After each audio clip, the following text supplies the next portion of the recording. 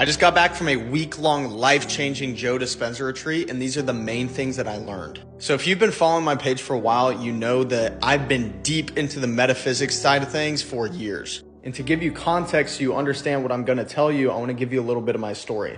I grew up in a two-religion home. There were points in my life I was atheist, I was agnostic. I went down the consciousness rabbit hole, learning to meditate, learning Buddhism, learning Hermeticism. And back in 2019, I had a truly transcendental spiritual experience where I felt God. Everything it made sense. I was literally looking up at the fan one night, and I can't explain it. I was in this 1.5 year long depression where all of a sudden, everything literally just became oneness. A piece of me was literally filled. And since then, I've been seeking that experience every single day since 2019. And because I've felt this touch of God at a deeply known and experienced level, I can bring a different perspective to these things. All of the things I was seeking in the material world, they were getting me so far ahead materially and also helping me feel empowered, but there was still something missing. Beginning of 2023, I start going to church more. I start to read the Bible, and I have a deep understanding of what's being said because of my other perspectives from outside of it. Almost like being able to zoom out and see the thing from a higher perspective. And so with that, over the past year, I've had experiences such as climbing Kilimanjaro. Even back in December, I did plant medicine. And I'm not advocating for that in any way. These are just things I've gone through and experienced. But each of these things has brought me closer to Christ. But here's what I notice. A lot of people in their journey with Christ, they forget to take accountability for themselves, and they think they're always just going to be saved, acting like they're not part of the equation. And so most people will pray, but they don't want to be the one who has to answer their prayers when the insight is given on how they do it. God will navigate the boat, but you're the one who has to row. And so anyway, going to this Joe Dispenza retreat, I really just had the goal of gaining deeper clarity in myself. You see, I meditate every day, but I wasn't doing super long times, 20 to 30 minutes every morning. And if you're someone who's stressed, need clarity, need to relax your central nervous system, maybe have anxiety, whatever it is, you need to be doing this every day. But I was really struggling to go deep, and there was a lot of tension coming up. And something else I realized over this past year is that the one thing we're seeking above everything else, the only key to getting us to where we need to go, is actually just feeling our emotions. All of these experiences that we're seeking, all of the beliefs, all these things are literally just trying to point us inwards so that we sit there and we be present with ourselves and feel what we're not wanting to feel. In other words, you have to be still and know that I am God. You have to enter the valley of the shadow of death. And so at Joe Dispenza, I really wanted to go deep and challenge myself to be 100% present with myself and my emotions that I was not wanting to feel. Going into the edge of the tension, and I learned so much. And one thing I can tell you is that if you've been following my page since I started this, everything I've been saying to you has been aligning you with the path to God. We're at a time in history where there's a bridge between spirituality as well as material science. The unseen is becoming seen. We're now able to prove the existence of things that previously we couldn't even measure or comprehend. And so I literally saw science of how the pineal gland is our connection to source. We have 7 energy centers in the body that if you feel them and you're present with them, you can feel energy there. The heart is one of them. It's 4. These are also known as chakras.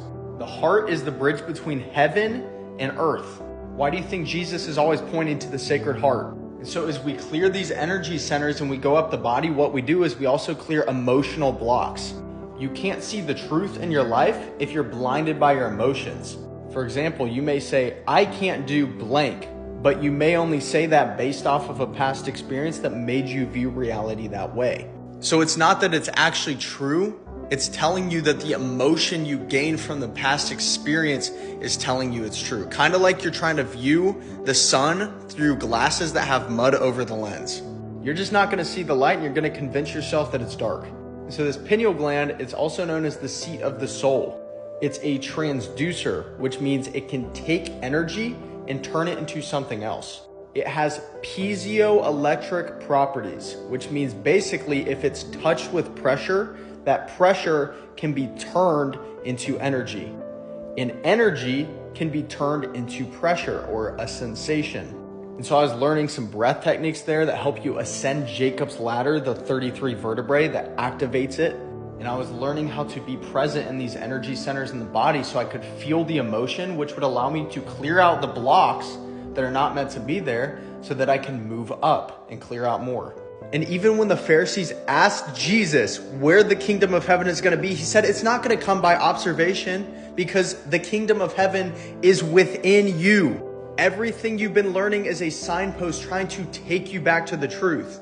The purpose of Christ is literally to redeem you by giving a mirror of your potential nature and turning you back inwards.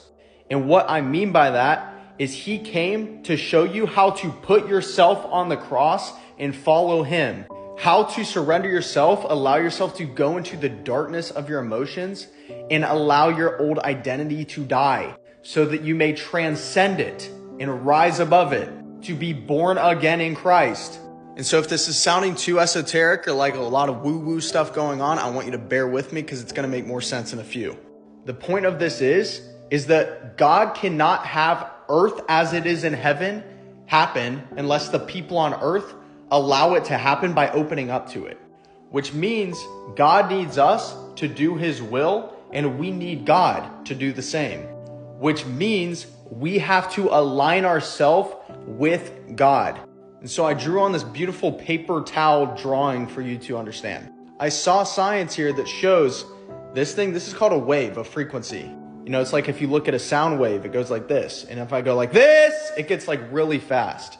So when it's slow and low, it's big, it's slow and dense. And as I increase the frequency, it gets faster, right? So we live in this slow, dense wave reality of matter. And imagine us in our physical bodies. These are like a really slow wave, kind of like ice versus water or gas. The ice is slow, dense, hard, firm. There's a lot of effort needed to make ice move versus water. And so these slow waves, each of these points on this little chart, this is a moment in time. These are experiences. So for us, because the wave of us is moving slow, what does that mean? It means the space between each moment, the separation is going to be wider because there's more distance. In that space, that is called time. And so we experience moments in time because we live in this realm of separation. But as something increases frequency, what happens? The wave starts to go up and down more and more and more. And eventually it would get so fast that its frequency would literally be unchanging. The unchanging nature of God. And in this realm, there's literally no time because there's no separation. The frequency is so high. And so I can make a whole video on that drawing I just made. So let me know if you want to see that, but I got to continue. But the point is that in this world of matter, we literally get stuck because we live our entire lives off of the past, a past identity. And by that, I mean we keep making the same choices and the same thoughts over and over based off of the things we see around us in the matter world, the material world. Our circumstances have been determining our reality because we've been focusing on them. And so you're literally living the same life over and over and over and over. And so throughout the week, I meditated about 35 hours total. In these meditations, I eventually got to a point where I raised my frequency so high that I basically just left matter altogether. I entered a place of nowhere, which is this unlimited infinite potential. I basically became a high frequency wave, also called becoming spirit. And so with that, by coming out of this matter form, I can then allow myself to separate from matter altogether, transcend time, and put myself into a new timeline where I become someone else. By you meditating with the intent to connect your spirit with source, you change your life. I did a 5-hour meditation the other day. I felt everything I didn't want to feel, and I cleared out so many blocks. Joe didn't really talk about the religion or spirituality side of things as much as the science because obviously that's his focus. But I'm telling you right now, we're about to enter an era where the bridge between science and spirituality is going to be crossed. This is how you meet your soul. And when you find your soul, you'll understand what Christ means and find God.